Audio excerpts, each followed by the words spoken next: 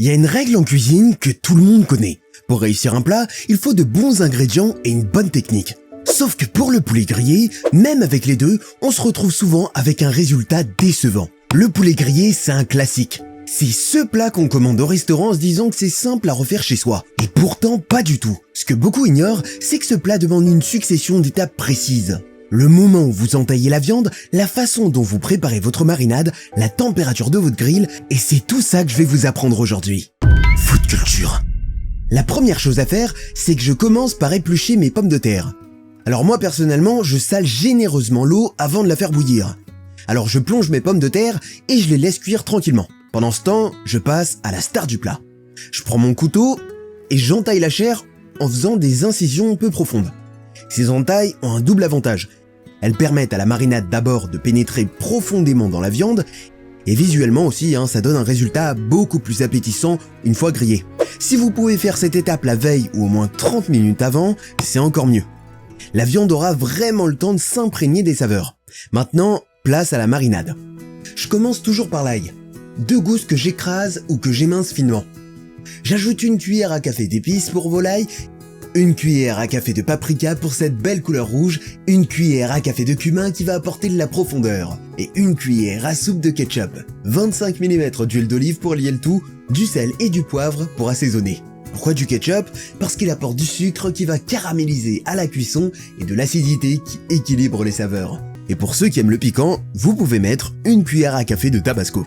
Après ça, je mélange tout ensemble jusqu'à obtenir une marinade homogène. Maintenant, je prends mes escalopes entaillées et je les plonge dans ce bain aromatique. Je les retourne, je les masse presque, je m'assure que chaque recoin est bien enrobé.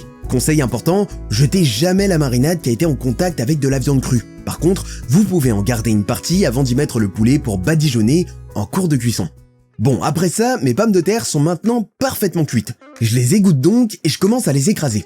Pendant ce temps, dans une petite casserole, je fais chauffer du lait avec de l'aneth frais. Cette étape d'infusion est cruciale. En chauffant les herbes dans le lait, vous extrayez tous leurs arômes. Disons que c'est une technique de chef pour une purée qui sort de l'ordinaire. Plus sérieusement, après, j'ajoute le lait chaud parfumé à l'aneth dans mes pommes de terre écrasées, puis une belle noix de beurre et un peu de crème fraîche. Et un peu de poivre pour finir. Je mélange jusqu'à obtenir cette texture onctueuse avec quelques morceaux.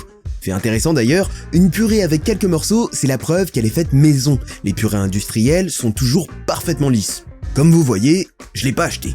Mon grill est maintenant très chaud. Comment je le sais? Je laisse tomber quelques gouttes d'eau à sa surface. Si elle danse et s'évapore immédiatement, c'est parfait. Je dispose mes escalopes côté entaillé vers le bas. Pourquoi ce côté en premier? Parce que c'est le côté qui sera visible au dressage. Et je veux ces belles marques de grill dessus. Bon, après ça, j'ai commencé à entendre le petit grésillement satisfaisant. Alors je baisse légèrement le feu. Conseil crucial, un feu trop fort va brûler l'extérieur avant que l'intérieur soit cuit. On veut une cuisson en profondeur, pas juste une belle apparence. Si j'ai envie d'ajouter encore plus de saveur, je place quelques tomates cerises sur le grill. Elles vont rôtir, se caraméliser et apporter cette touche d'acidité fraîche qui contraste parfaitement avec le côté riche de la viande marinée. Je laisse cuire 5 à 6 minutes de ce premier côté. Pendant ce temps, je touche à rien. Résister à l'envie de retourner constamment, c'est la clé pour obtenir ces belles marques de grill.